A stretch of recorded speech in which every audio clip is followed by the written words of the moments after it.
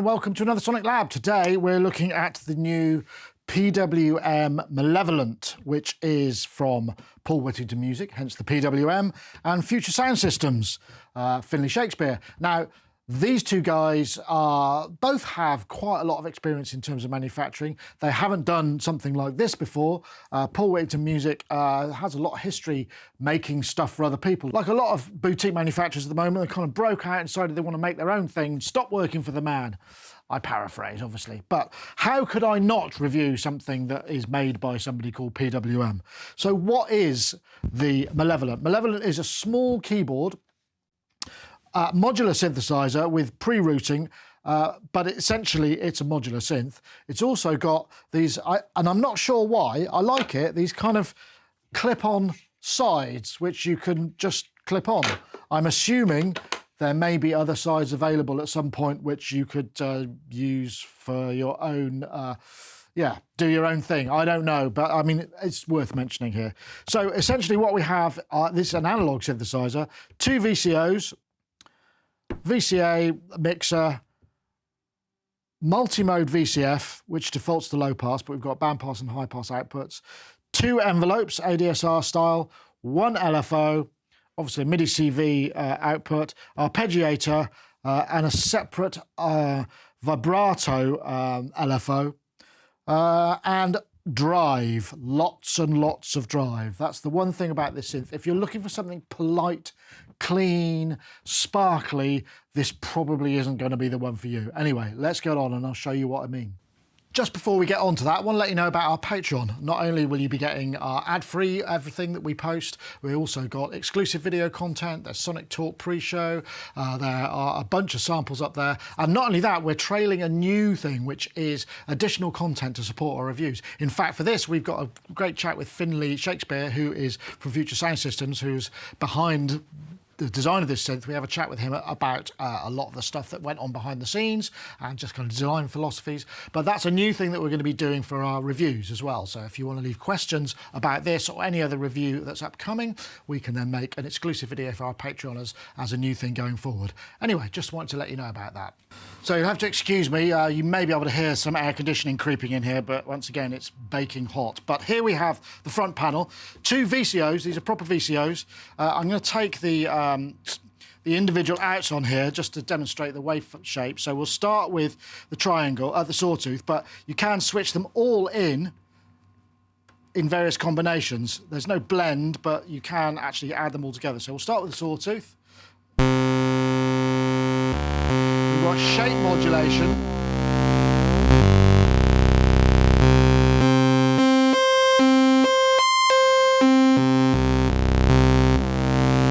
Not entirely sure what it does in the case of the triangle. There's a sort of centre point here. We can modulate this, obviously, which is quite interesting. But you can also hear that there's quite, what you're hearing maybe is not what you're seeing. So if I take the output, the actual output, and then we play again, there's quite a lot of difference in shape, and that's because it runs quite hot. The output of the oscillators, there's sort of extra gain on this knob here, which then takes it into the mixer, and there's this sort of burn, hence me taking it out of these individual outs so that we can see the actual shape, the more raw shape of the oscillator, which is actually quite clean. So let's try a triangle. Come out a triangle. Take the shape mod down. Plenty of low fundamental down there. I mean, that's off the scale. And this kind of seems to, does change it, but it does, if I turn it down a bit, it's kind of quite, with this amount of distortion, it's hard to hear what's going on. But that's the only, that's what you get with this guy. It really is a sort of driven sound to the synth. But you can see it's sort of shark tooth through more of a traditional and then inverse shark tooth. But this triangle has a really nice low fundamental. So we'll try this, the pulse width now.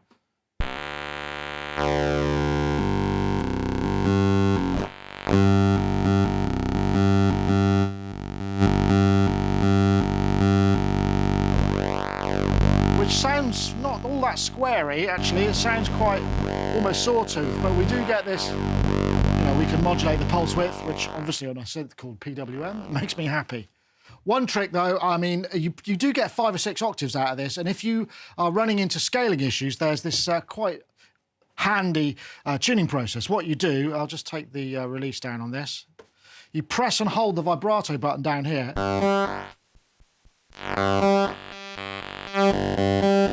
And then you get this kind of octave pattern, which I quite like. Unfortunately, you can't change the rate of this because it's quite a nice pattern. But what you can do is you then press.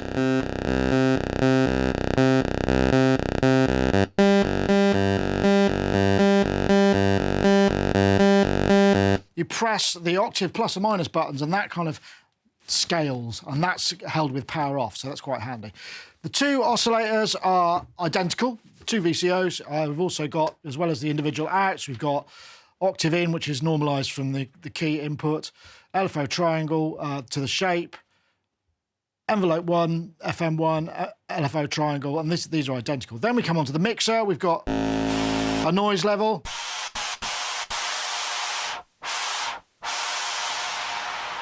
which sounds like a regular, not quite, sort of quite white noisy, and an auxiliary input which we can plug in so we could have additional patching. But one thing I will say, if I take this right down and turn it up, you can hear, I mean, yes, there is a bit of a thump, that's all right. I mean, often get that on many synths, but you can hear there is quite a lot of noise in this, and that's all due to the sort of gain that is post-oscillator that adds to this angry sound. So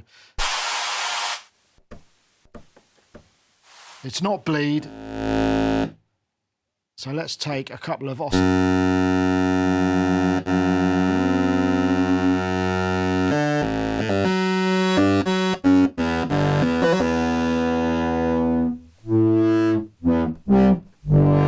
get onto the filter now. Obviously the filter, so there's the air conditioning kicking in, hope that's all right. The filter is a multi-mode. We add a bit of resonance, and it really does get angry. It's sort of a cross between, it sounds like a sort of brute type filter, which is the Evuson filter, or the MS-20, and it's got that real screech to it. And the more you send it, the more that resonance will then be suppressed because you get that clipping. But what we can do, we don't have to stick with the low pass, which is the standard. We could go from our mix out, we could go to band pass as well. So we've got...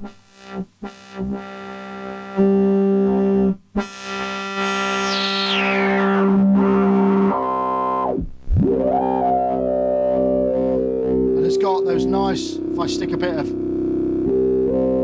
my delay on it,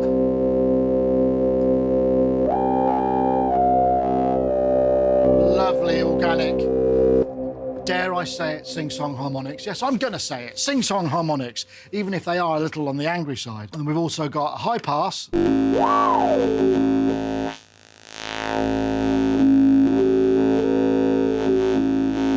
If I come back to my main shot here,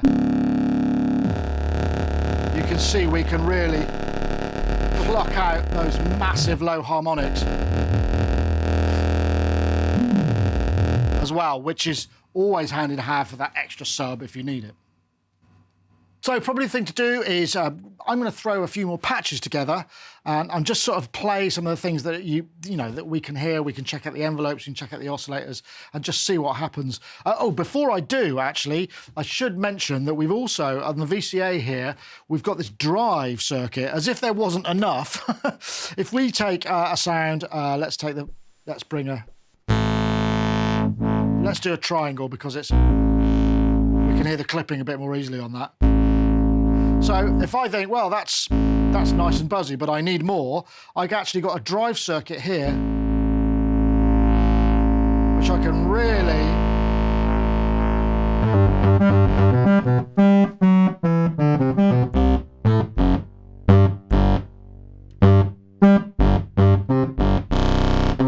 which which is really, I mean, it's like a bit like having a sort of Boss effects pedal, drive pedal inside the unit. So if you want more distortion, which kind of seems to be the name of the game with this synth, then you really can kind of crank it and get even more.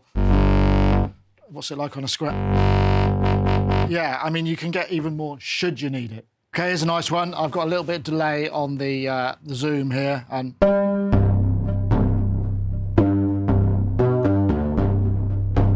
bringing in some VCO into the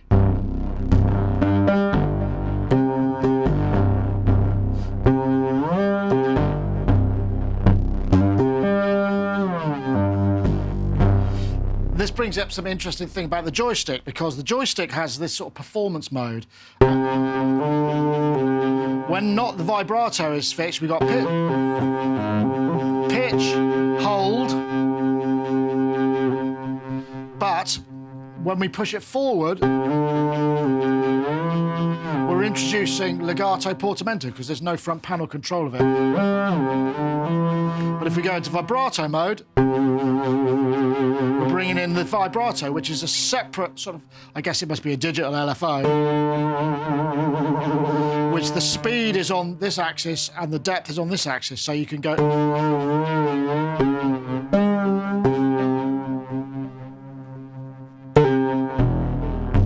But you can hear that.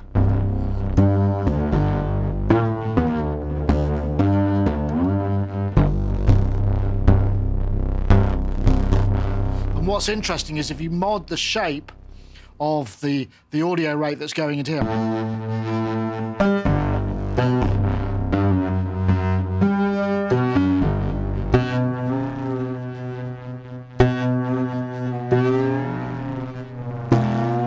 Tiny bit of FM mod. Some quite interesting sounds we get. I mean, this is. What happens if we add some drive to that, as if we need any more?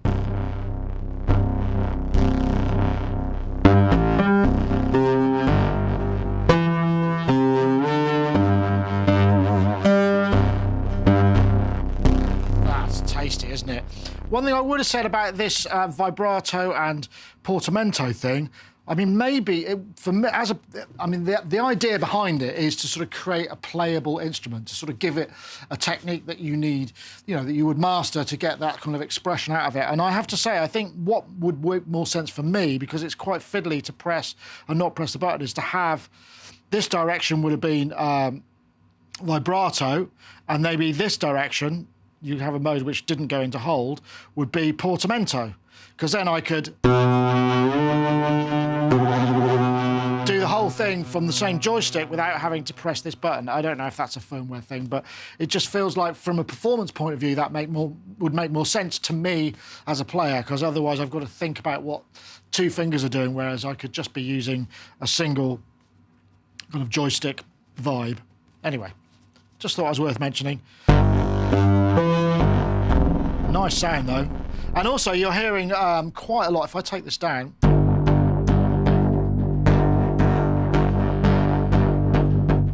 we can hear just how snappy these envelopes are.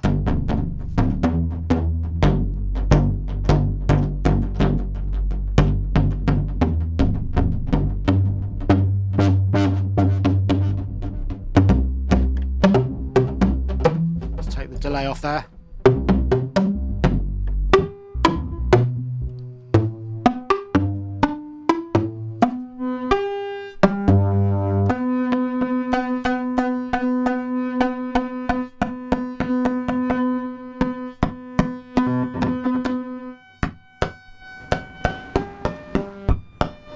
Interesting, that was just the noise, but so you get quite a snappy vibe out of those envelopes. They're pretty, they've got a kind of quite a good feel to them. The scaling's nice. But while on the subject of scaling, parameter scaling, little bit if I want to bring some LFO to vibrato from maybe this, it's really very sensitive down at the bottom, and it needs to be more, I forget which way round it is. It needs to be that curve. It sounds like it's either straight linear or possibly logarithmic, and it just feels like the scaling could be a little bit more tweaked there. But while we're on the subject, let's get the LFO modulating the filter and see how fast it goes.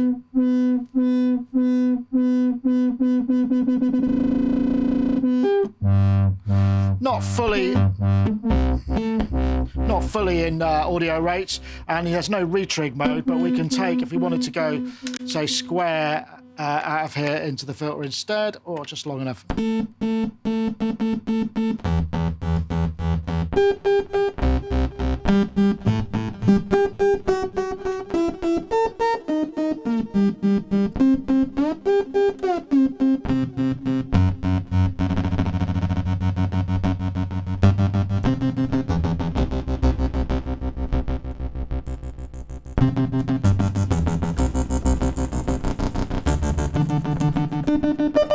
Yeah, nice, good and sort of angular square wave there. What I've got is all three waves here, just because I can, and a bit of a sort of filter, but I'm taking the triangle out, so I've got that and that. That's an octave above, so makes it a bit more brassy, but I'm taking the triangle out here and going into the FM of VCO1. So if I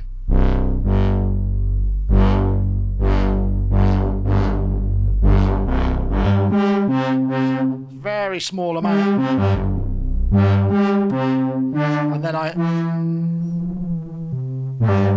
modulating the wave shape of that, creates some really nice.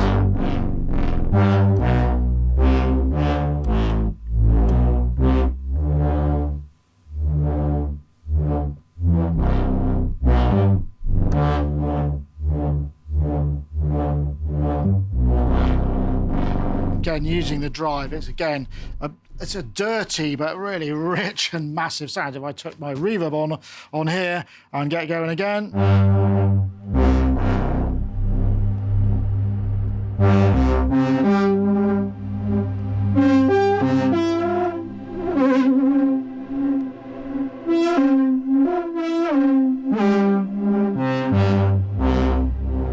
Just quite a nice and unusual sound, that.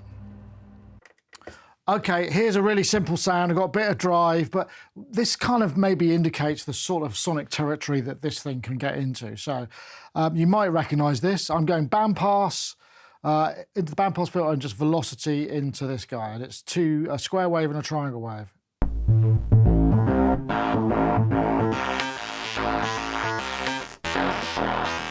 Let's try that into low pass.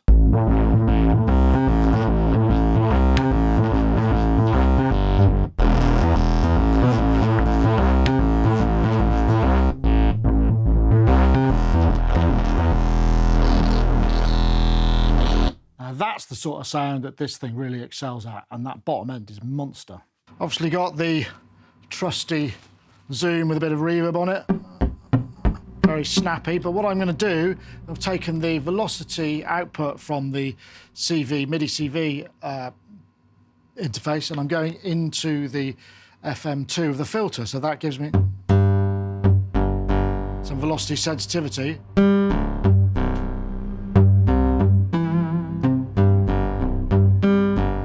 But then I've also got the output of VCO2, which we're not listening to, going into the wave shape mod of VCO1. And that's coming out of a square wave. And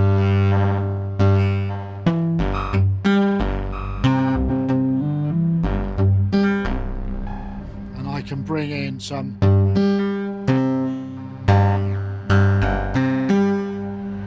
shape mod from the triangle, and square wave mod, pitch mod from the square output.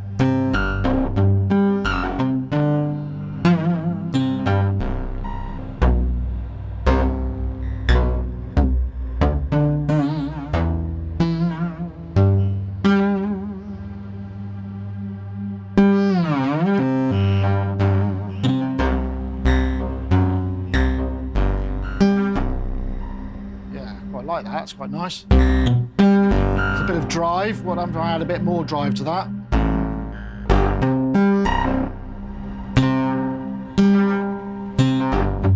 Speed up the LFO rate.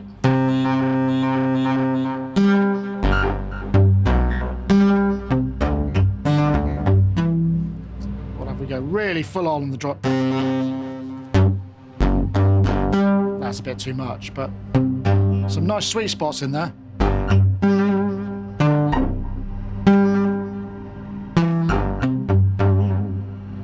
Here's an interesting patch, which I hopefully will kind of open up some more of the stuff that this can do and show some more of the features. So what I've got going on here is an arpeggiator, just an octave.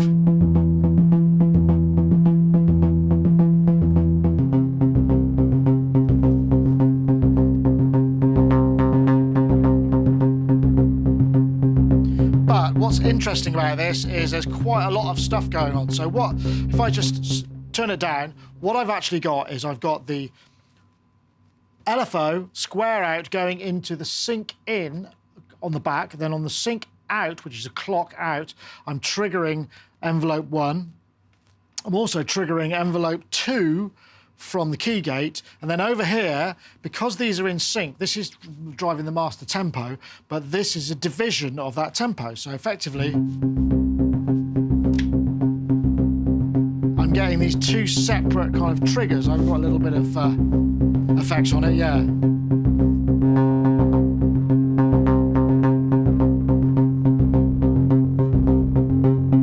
But on this guy,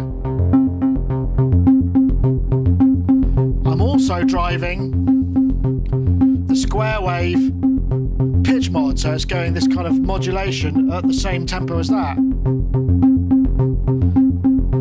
then this oscillator is just set to a specific drone, so I've got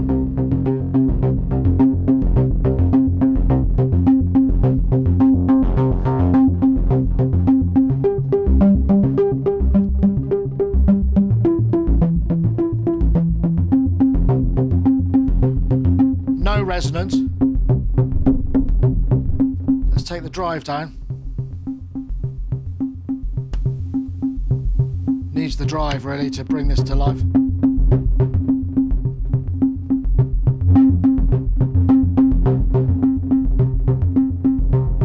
So if I change the tempo, I'll take the delay off. This is a division, so when this is in the external sync mode, this then becomes a subdivision.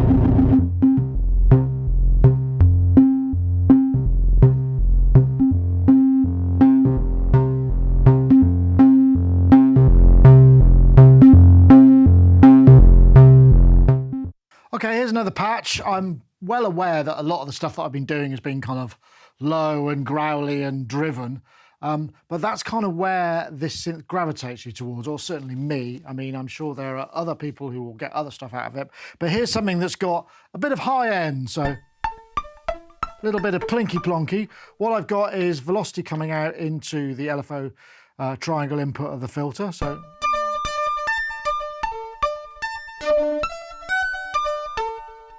got a bit of VCA modulation from the. Let's put a bit of resonance in.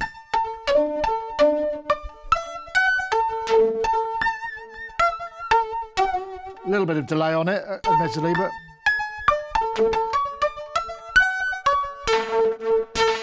it's interesting, isn't it? That sort of drive and the resonance almost sounds like FM, doesn't it? Take it down a bit further. And of course, I'm using the bandpass here, not the low pass.